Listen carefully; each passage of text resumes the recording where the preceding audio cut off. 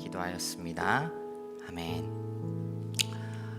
네, 우리 가슴에 손을 얹고 이렇게 고백하도록 하겠습니다. 이렇게 고백할까요? 하나님은 나를 사랑하십니다. 하나님의 사랑에 나는 위로를 받습니다. 나는 하나님을 절대로 포기하지 않을 것입니다. 아멘. 네, 여러분 지난주 연휴 구정이었죠. 연휴 기간 잘 보내셨나요? 네, 고맙습니다.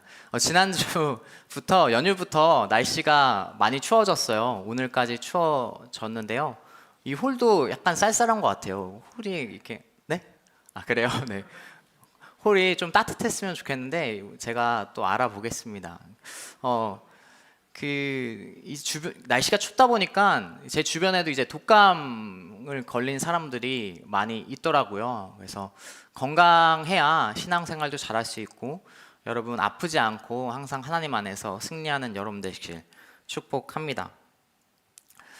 그래도 다행인 것은 우리가 이제 3년 넘게 계속해서 우리에게 영향을 줬던 이 코로나 바이러스가 조금 이제 멀어진다는 것이 우리에게 희망적인 것 같아요. 30일 내일부터 실내 마스크 의무도 해제되고 또 그래서 여러분의 얼굴을 좀 더 자유롭게 볼 수 있을 것 같은 기대감이 저한테 있더라고요. 사실 여러분 마스크 쓰고 있으면 제가 그 이름을 외울 때 얼굴이랑 매칭이 잘 안 돼서 좀 어려움이 있습니다. 그래서 마스크가 해제되고 조금 있으면 이제 예배당에서도 우리가 마스크를 벗은 얼굴로 제가 여러분들을 보게 될 텐데요. 그래서 이름을 제가 하루 빨리 외우면서 여러분과 교제하는 그 시간이 갖기를 제가 기대하고 있습니다. 코로나 이야기를 잠시 했지만 정말 이제 헤어지고 싶은 단어가 코로나이죠.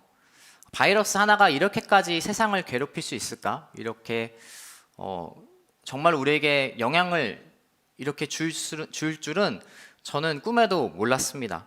2020년대 세상에서 과학기술이 이렇게 발달하고 또 의학기술도 발달한 세상 속에 바이러스 하나가 이렇게 우리를 괴롭혔던 가장 큰 이유를 꼽자면 이 코로나 바이러스의 높은 전염성 때문일 것입니다.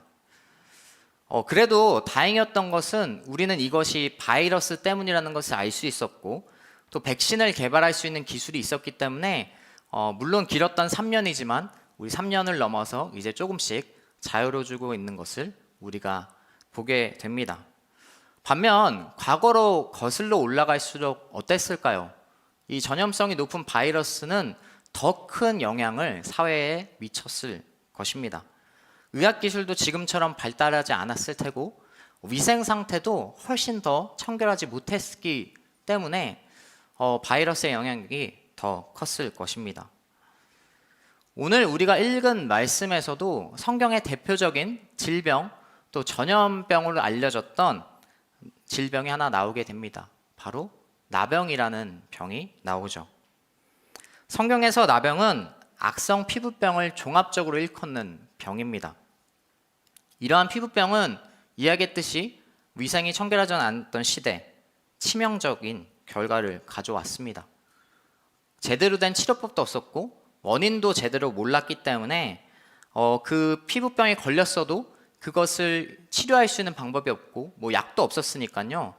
그 피부병으로 인해서 계속해서 피부가 곪고 모습도 흉측하게 변했기 때문에 사람들은 이것이 신으로부터 하나님으로부터 저주를 받았다라고 생각하게 됐던 시대가 바로 이 성경에 나왔던 시대입니다. 또 이 병은 전염으로 여겨졌기 때문에 그 병에 걸린 사람들은 사회 공동체로부터 격리를 당하고 그 병에 걸린 사람들끼리 무리를 이루어서 지냈던 시대가 바로 오늘 성경에 나오는 시대입니다. 문제는 오늘 말씀의 주인공이 그 나병에 걸렸던 사람이라는 것이죠. 그러한 저주받은 병을 오늘 아람 나라의 군대 장관 나아만이라는 사람이 병에 걸린 것을 우리가 볼 수 있습니다. 나아만은 어떤 사람이었는지 1절부터 3절까지 나오는데요. 우리 앞에 말씀을 조금 같이 읽고 말씀을 계속해서 보도록 하겠습니다. 1절부터 3절까지 말씀을 같이 읽겠습니다. 아람 왕의 군사령관인 나아만은 주인에게 대단한 신임을 받고 있었습니다. 그를 통해 여호와께서 아람의 승리를 안겨주셨기 때문입니다. 나아만은 이렇게 용맹스러운 사람이기는 했지만 나병 환자였습니다. 전에 아람 군대가 이스라엘을 치러 나갔다가 이스라엘 땅에서 한 여자아이를 포로로 잡아왔습니다. 그 아이는 나아만의 아내를 섬기게 됐습니다. 아이가 여주인에게 말했습니다. 주인님께서 사마리아에 계신 그 예언자를 만나실 수만 있다면 좋겠습니다. 그분이 주인님의 나병을 고쳐주실 수 있을 것입니다. 아멘. 자, 말씀에서 기록된 나아만은 어떠한 사람이었나요? 그 아람 나라의 왕에게 큰 신임을 받고 있던 장군으로 나오는 것을 우리가 볼 수 있습니다. 그러나 문제는 그러한 중요한 직책에 있던 사람, 그리고 왕에게 신임을 받던 그 장군이 이 나병이라는 병, 사회적으로 격리가 돼야 되는 병에 걸렸다라는 것입니다. 그러나 아마 병의 초기였거나 아직 심하지 않은 상태였는 것으로 보게 됩니다. 왜냐하면 그가 계속해서 그 직책을 유지하고 있었기 때문이죠. 그럼에도 그 나병은 그에게 큰 리스크였고 컴플렉스였을 것입니다. 언제 어떻게 그 병이 더 심해질지 모르는 상태였기 때문이죠. 근데 그러한 상황 속에 이 장군을 도와주는 한 소녀가 등장하죠. 그 소녀는 이스라엘 사람으로 포로로 잡혀왔던 것을 우리가 보게 됩니다. 그 어린 소녀가 자신의 주인에게 이렇게 오늘 이야기합니다. 이스라엘에 한 예언자가 있는데 우리 주인이신 나아만 장군을 치료할 수 있을 것 같습니다 라고 이야기하고 있는 것이죠. 어떠한 방법을 써서라도 이 병을 해결하고 싶었던 나아만에게 그 소녀의 이야기는 한 줄기 빛과 같은 이야기였을 것입니다. 사실 이것은 좀 이례적인 일입니다. 왜냐하면 우리가 말씀을 봤듯이 이 소녀는 아람 이 나라가 이스라엘을 쳐들어가서 데려온 포로였어요. 이 소녀에게 아람이란 나라는 어떻게 보면 원수 국가 같았을 것입니다. 왜냐하면 보나마나 추측하기로는 그 가족도 아마 살해됐을 가능성이 높고 또 적국의 장군을 위해서 이 소녀가 이렇게 그 주인을 위해서라고 하지만 이야기하는 것은 조금은 어색한 상황인 것을 볼 수 있습니다. 그렇게 잡혀온 이 작은 소녀가 하나님을 믿지 않는 이 아람 장군에게 하는 이야기, 사마리아에 있는 그 예언자가 우리 주인님을 치료할 수 있을 것 같다라는 이야기를 전달하는 것이죠. 그러나 이 소녀의 이야기가 어떤 이야기의 시작이었냐는 것을 우리가 한번 볼 필요가 있습니다. 이 소녀의 이야기는 결국 나아만을 하나님께로 이끄는, 하나님의 사람으로 이끄는 하나님을 향한 계획의 말씀과 시작이 되는 것을 우리가 보게 됩니다. 우리가 오늘 말씀을 통해 첫 번째로 깨달을 수 있는 것은 하나님의 말씀은 어떻게 시작이 될지 모른다라는 거예요. 포로의 작은 소녀가 한 가지 이야기가 정말로 나아만에게 많은 변화를 가져오는 것을 이유 말씀을 통해 우리는 보게 됩니다. 물론 나아만이 이 소녀의 이야기에 관심을 가진 것은 하나님 때문이 아니라 자신의 병이 나을 수 있다라는 그 기대감 때문이었죠.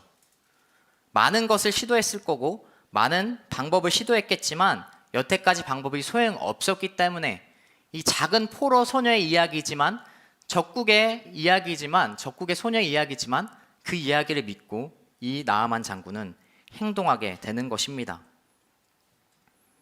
하나님은 그에게 관심 대상은 아니었지만 어찌되었든 중요한 것은 그 이야기를 듣고 하나님의 사람 앞에 그가 가게 된다는 것이죠. 오늘날 우리도 마찬가지입니다. 하나님의 말씀은 어떻게 어떤 사람을 통해서 시작될지 우리는 전혀 모른다라는 것을 우리가 기억해야 됩니다. 믿지 않는 사람들에게 저도 이렇게 전도할 때 믿지 않는 친구들에게 하나님에 대해 설명을 할 수도 있지만 그 친구가 어떠한 이유에서건 하나님의 말씀을 듣는 자리에 오는 것이 또 중요한 의미를 가진다라는 것을 우리가 보게 됩니다. 제 친구들에게 저도 믿지 않는 친구들이 있는데요. 그 친구들에게 하나님을 향한 믿음의 말을 한다기보다는 어떻게 얘기할까요? 이 예배에 나오기 위해서 좋은 청년들, 좋은 이성들이 있고 좋은 멋진 형제, 또 잘생긴 형제, 또 정말 괜찮은 자매들이 있다라면서 우리가 데려오는 것이 우리의 상황인 것을 보게 되죠. 주변 교육자들도 이렇게 교육부를, 중등부를 섬기거나 고등부를 섬기는 이 교육자들도 그 학생들에게 수련회 가자고 왜 그렇게 꼬드기겠어요? 하나님의 말씀이 어떻게 그곳 가운데 실현될지 모르기 때문에 조금이라도 그들을 그 말씀이 선포되는 자리에 그들이 이끄는 것이 우리의 살아가는 현실의 전도 방법인 것도 우리가 보게 되죠. 또 우린 믿는 사람들입니다. 매주 이곳에서 예배를 드리는 여러분들에게 한 가지 권면하는 것은 하나님의 말씀이 매주 새롭게 시작된다라는 기대감을 가지고 이곳 가운데 나오는 여러분 되시길 축복합니다.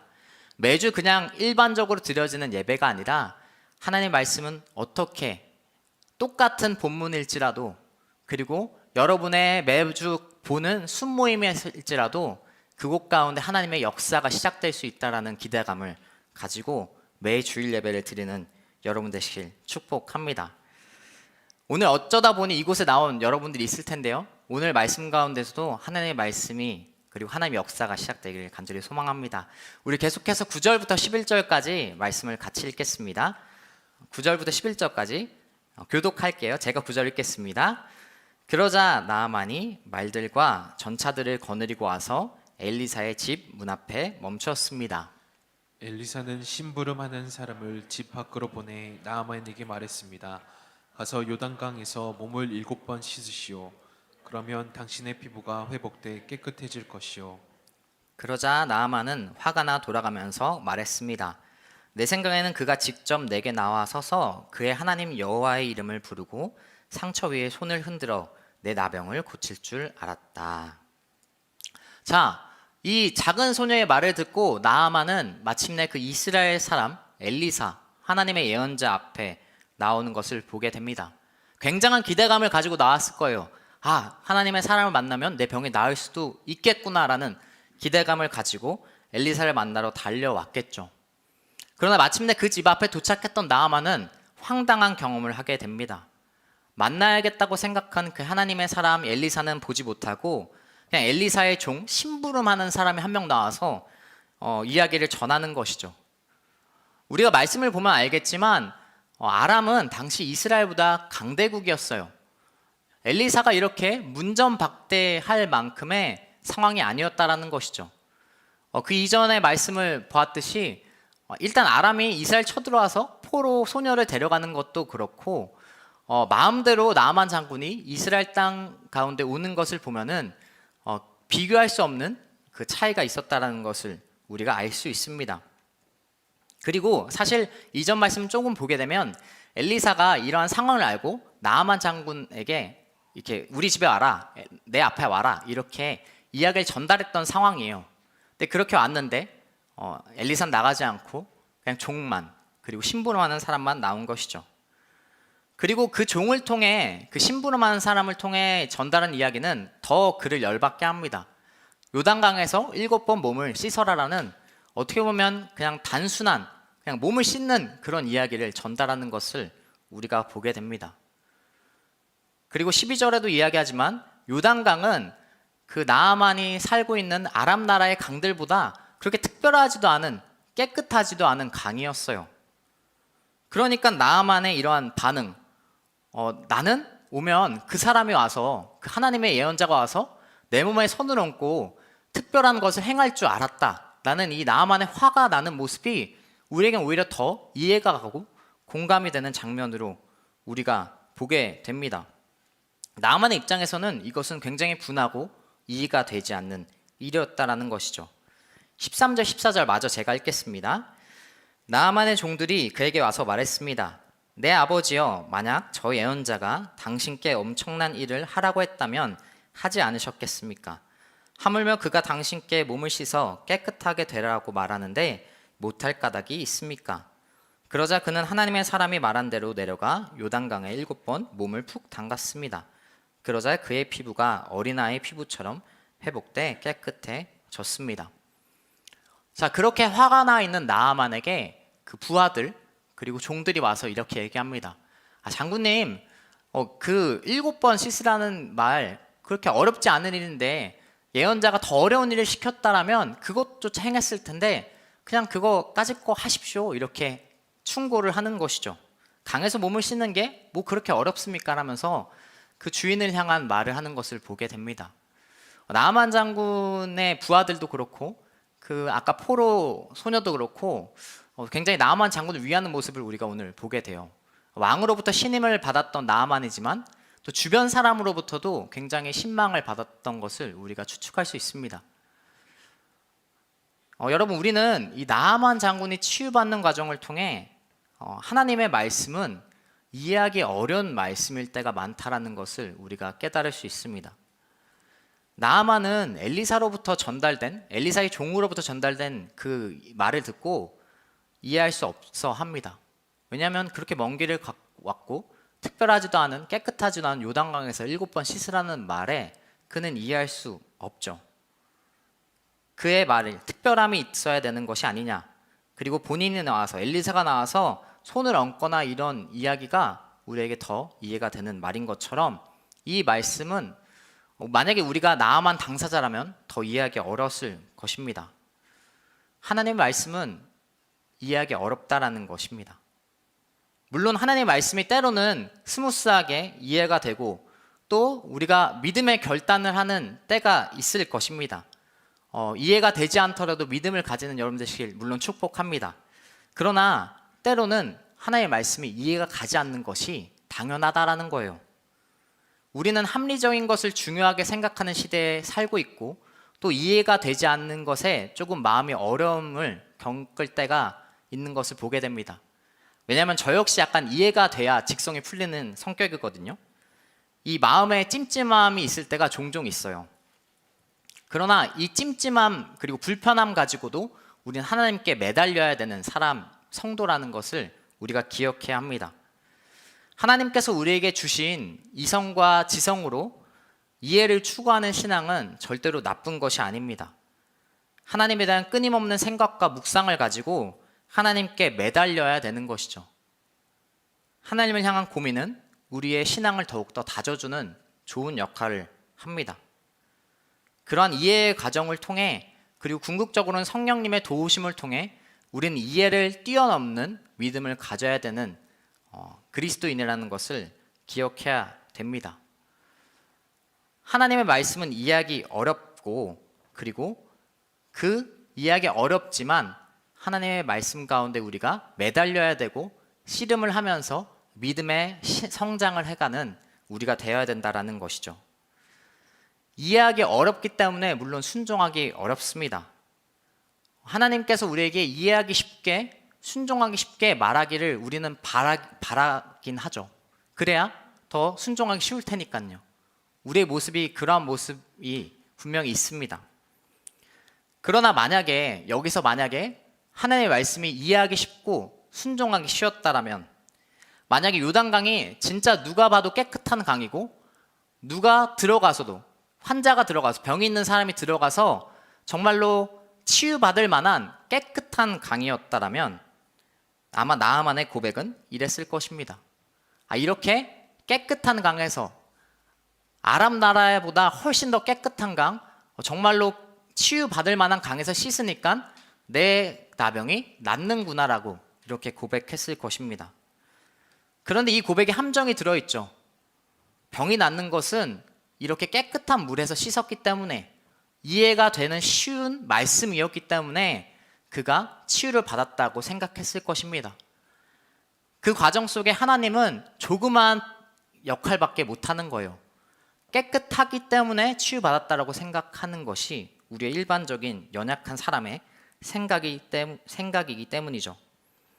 여러분, 이해하기 어렵기 때문에 하나님의 크심이 더욱 드러나는 것을 우리는 기억해야 돼요.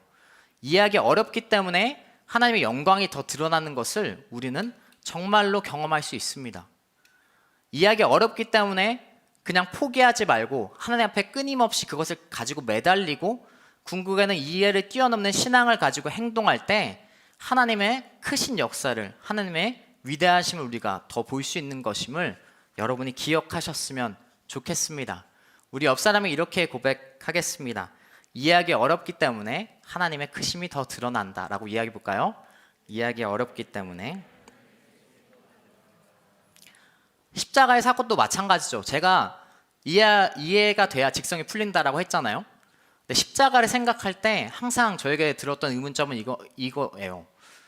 하나님의 아들이면, 전지전능하신 분이면 굳이 이 땅에 내려와서 그 죽음을 경험하면서까지 꼭 그래였어야만 하셨을까라는 항상 의문점이 있었습니다. 그러니까 하나님은 전지전능하시니까 그냥 말 한마디 정도만 하면 되지 않을까라는 생각이 항상 제 안에 있었습니다. 그렇게 굳이 인간이 되어서 고통스럽게 죽으셔야 했을까? 그런데 우리가 십자가 사건을 생각할 때, 십자가 사건으로 인해 우리는 오늘날 죄가 결코 가볍지 않다라는 것을 우리가 직면하게 됩니다. 예수님께서 죽음까지 감당하셨어야만 우리의 죄가 해결되는 문제였기 때문에 오늘날 우리는 그 죄를 가볍게 여기지 않고 예수님으로 인해 우리의 죄가 용서되었지만, 죄가 씻음 받았지만 그럼에도 죄를 짓지 말아야겠다라고 생각하면서 살아갈 수 있는 믿음의 결단을 보게 되는 것이죠. 이해하기 어려운 십자가의 사건이지만 하나님의 놀라운 사랑과 크심이 드러나는 것을 우리가 알 수 있습니다. 예수님의 십자가 죽음으로 인해 하나님의 사랑이 얼마나 큰지를 보게 되는 것이죠. 하나님의 말씀은 이해할 수 없을 때가 많습니다. 너무 이상하게 여기지 말고 당연하게 여기고 이해를 뛰어넘는 청년 되시길 축복합니다. 드디어 나아만은 이스라엘 온 목적을 이뤘습니다. 병이 낫게 아이 같은 피부가 됐다라는 것을 우리가 보았죠. 그리고 그 나병이 나았으니까 이제 그는 자신의 나라로 돌아가면 그만이었습니다. 그러나 나아만은 여기서 다른 행동을 하게 됩니다. 우리 15절 말씀을 같이 읽도록 하겠습니다. 15절 말씀 같이 읽겠습니다. 그러자 나아만과 그의 모든 수행원들이 하나님의 사람에게 다시 돌아갔습니다. 나아만이 하나님의 사람 앞에 서서 말했습니다. 이제야 내가 이스라엘 외에 다른 어디에도 하나님이 계시지 않음을 알게 됐습니다.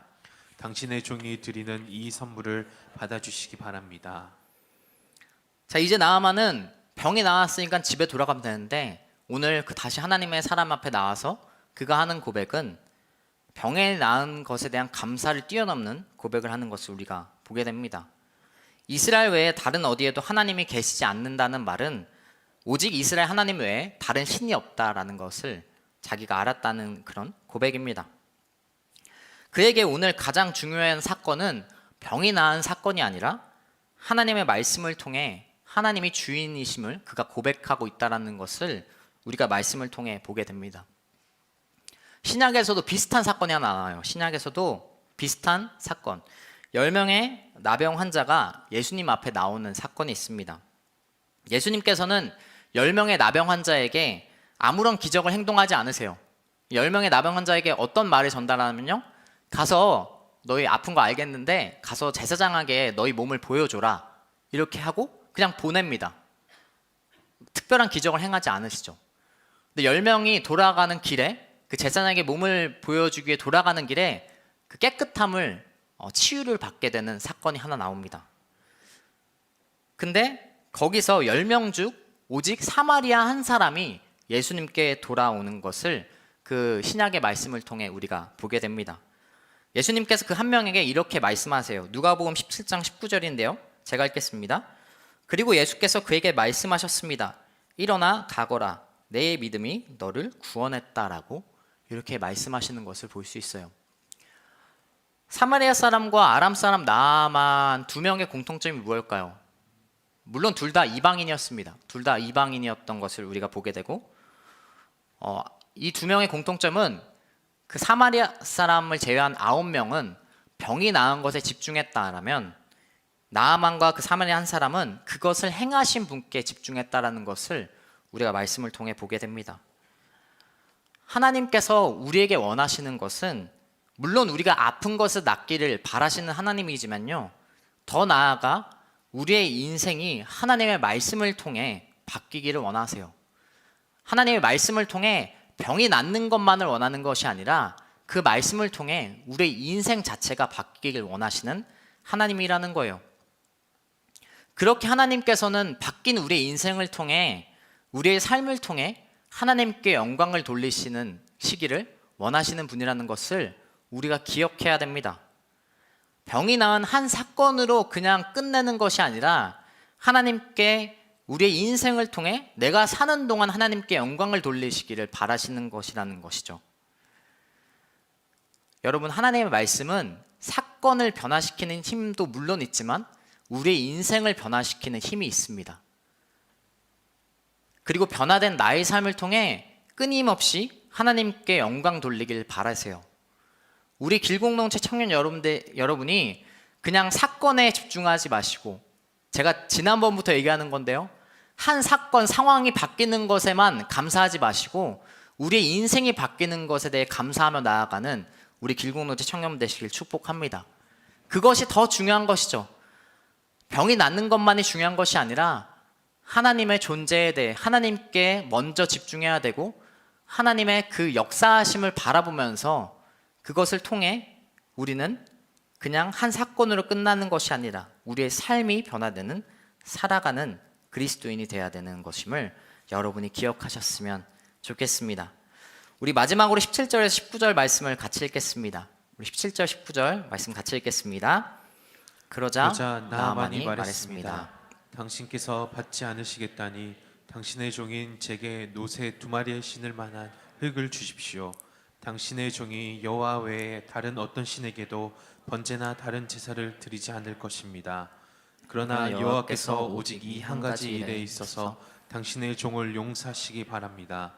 내 주인이 림몬의 신전에 들어가 숭배하고 내 팔에 기대면 나도 림몬의 신전에서 절을 하는데, 내가 림몬의 신전에서 절을 하더라도 여호와께서 이 일 때문에 벌하지 마시고 당신의 종을 용서하시기 바랍니다. 아멘. 자, 나아만은 이렇게 정말로 그 삶을 변화했다고, 그리고 자신의 주인이 오직 이스라엘 하나님 외에는 다른 신이 없다라는 것을 고백했던 나아만 것을 보게 됩니다. 이후에 이어서 이렇게 얘기하죠. 저에게 하나님께 제사를 드릴 때 필요한 흙을 주십시오. 앞으로 내가 돌아가서라도 하나님만을 섬기겠습니다. 근데 여기서 끝났으면 좋았는데 약간 이상한 말을 나아만이 덧붙여요. 나아만이 이렇게 얘기합니다. 한 가지 문제가 있습니다. 내 왕이 내 부축을 받아 림몬의 신전에 들어갈 텐데, 그때 그 숭배하는 그 장소에 있을 때, 숭배할 때 피치 못하는 본인을 용서해 달라고 이야기하는 것을 우리가 오늘 마지막 말씀을 통해 볼 수 있죠. 하나님의 말씀을 통해 인생이 바뀐 나아만인데, 하나님만을 섬기겠다고 고백했던 나아만인데, 이 이야기는 뭔가 잘 나가다가 삐끗하는 것처럼 보여요. 아니, 그렇게 고백했으면 우상 신전에 들어가지 않아야 된다라는 고백이 있어야 되는 거 아닌가? 이렇게 우리가 생각할 수 있습니다. 이후 말씀을 보면 더군다나 엘리사는 그것에 대해 뭐라고 강하게 이야기하지 않고 약간 암묵적으로 그것을 허용해 주는 것 같은 19절, 18절 이후 말씀을 보면 그 반응을 볼 수 있습니다. 그러나 우리가 집중해야 될 것은 이 나아만의 고백이죠. 진심을 담은 그의 고백입니다. 나아만이 이스라엘의 흙을 달라고 한 이유는 하나님께 제사를 드리거나 제물을 드릴 때 사용하려고 그가 요구했던 것입니다. 흙이라도 가져가서, 이스라엘 땅에 더 머무르지 못하지만 이스라엘의 흙이라도 가져가서 하나님께 제사를 드리길 원했고, 그것을 제물로 올려드리길 원했다라는 것을 우리가 보게 돼요. 그리고 아직 마주하지 않은, 돌아가서 그러한 상황이 발생할 수 있지만 그가 아직 마주하지 않은 림몬의 산당에 들어갔을 때 피치 못하는 자신의 그 상황에 대해서도 정말로 마음을 담아 회개하는 것을, 미리 그 죄에 대해서 고백하는 것을 우리가 보게 됩니다. 이 다음 일은 우리가 알 수 없어요. 나아만이 아람으로 돌아가 어쩔 수 없이 정말로 왕과 함께 그 림몬의 산당에 들어갔는지는 우리가 알 수 없죠. 그러나 확실히 알 수 있는 것은 그는 아람으로 돌아가는 길에서도, 돌아가서도 이렇게 기도할 것입니다. 하나님, 내가 내일 림몬 산당에 들어가는 날 전날이라도 이렇게 기도하겠죠. 내가 내일 그 산당에 들어가는데 하나님, 제발 내가 안 들어가는 상황을 열어달라고 그가 그렇게 기도했을 사람이라는 것을 우리가 보게 됩니다. 저는 밖에서 그냥 있고 왕이 다른 사람의 부축을 받아 그 산당에 들어가게끔 해주세요. 성경에 안 나오지만 제 개인적인 생각입니다. 그러나 그가 이 고백했던 것을 보면 이러한 고백을 했을 거라고 저는 믿고 있습니다. 여러분, 이렇게 간절한 기도를 드리는, 간절한 마음을 담은 나아만을 하나님께서는 아시고 정말로 그 상황이 왔을 때 하나님께서 역사하지 않으셨을까 저는 생각합니다. 우리가 이 마지막 말씀을 통해 물론 약간 이상하게 여기고 애매하게 여길 수 있는 말씀이지만 정말로 우리가 다시 바라봐야 될 것은 그가 정말 마음을 담아 그냥 단순히 얘기했던 것이 아니라 하나님께 자신의 마음을 정말 전부를 드렸다는 것을 우리가 오늘 보게 되는 것입니다. 인생을 하나님께로 드리기로 하고 정말 마음을 다한 이 나아만의 고백처럼 우리의 고백이 인생을 통해 하나님께 영광을 돌리고 하나님의 삶의 자리에서 마음을 다한 하나님의 고백이 우리 가운데 있기를 간절히 축원합니다. 그냥 우리는 쉽게 얘기하죠. 내가 하나님의 예배자로 살겠다. 삶의 자리에서도 하나님 안에서 살아가겠다로 이야기하지만 우리가 삶의 자리에서 정말 이 마음에 나만의 진심을 담은 고백이 우리 가운데 있는지 한번 돌아봐야 됩니다. 삶의 자리에 직면했을 때 나아만이 그 군대 장관으로서 그 삶의 자리에서 그가 어쩔 수 없이 들어가야 되는 상황 앞에 있을 때 그가 그렇게 기도했을 것 같은 마음인 것처럼 여러분이 삶의 자리에서도 피치 못하게 하나님 앞에 정말로 위험한 상황, 신앙의 상황에서 어려움을 겪을 때가 있는데 우리의 마음속에 그러한 간절함을 담은 고백이 있는지 다시 한번 돌이켜보고 그리고 그 고백, 나아만의 고백이 우리의 고백이 되기를 간절히 소망합니다. 여러분, 말씀을 정리하겠습니다. 이야기했던 대로 하나님의 말씀은 어떻게 시작될지 몰라요. 작은 포로 소녀 한 소녀의 이야기에서 나아만의 그 이방 민족의 군대 장관이 하나님 사람 앞에 나왔던 것처럼 오늘날 우리가 살아갈 때도 하나님의 말씀은 누군가를 통해 어떤 상황 속에 시작될지 모른다라는 것을 여러분 기억하셨으면 좋겠습니다. 제가 이 자리에 올라올 때 항상 기도하는 것이 있습니다. 부족한 사람을 하나님께 쓰시는데 하나님 오늘 말씀을 통해서 저에게 말씀하셨던 것은 어떻게 시작될지 하나님의 말씀이 시작될지 모른다라는 거예요. 부족한 사람의 입술을 통해 간절히 그 한 가지를 소망하면서 항상 올라옵니다. 여러분을 향한 하나님의 말씀이 부족한 사람을 통해 선포될 때 하나님의 역사가 이루어지는 말씀이 되게 해달라고 간절히 한 가지 소망을 가지고 기도하면서 올라옵니다. 저 제외하고도 순모임 통해서도 여러분 삶의 조리에서도 하나님의 말씀이 시작된 것을 기대하면서 나아가는 우리 청년분 되셨으면 좋겠습니다. 두 번째로 하나님의 말씀은 이해하기 어렵습니다. 당연히 이해하기 어렵습니다. 하나님의 역사하심은 우리의 계획과 뜻을 뛰어넘는 분이시니까요. 너무 이상하게 여기지 말고 이해하기 어려우니까 하나님께 매달리는 여러분 되시길 축복합니다. 그리고 더 나아가 그 이해를 뛰어넘는 믿음의 결단을 하는 신앙인이 되기를 여러분 축복합니다. 이해하기 어려우니까 하나님의 영광만이 드러나는 역사가 되는 것입니다. 마지막으로 하나님의 말씀은 인생을 변화시키는 힘이 있습니다. 그냥 한 사건 상황만 변화시키지 않으시고요, 우리의 인생을 변화시키는 힘이 있다는 것을 기억하셨으면 좋겠습니다. 여러분의 인생을 통해 하나님께 영광 돌리길 축복합니다.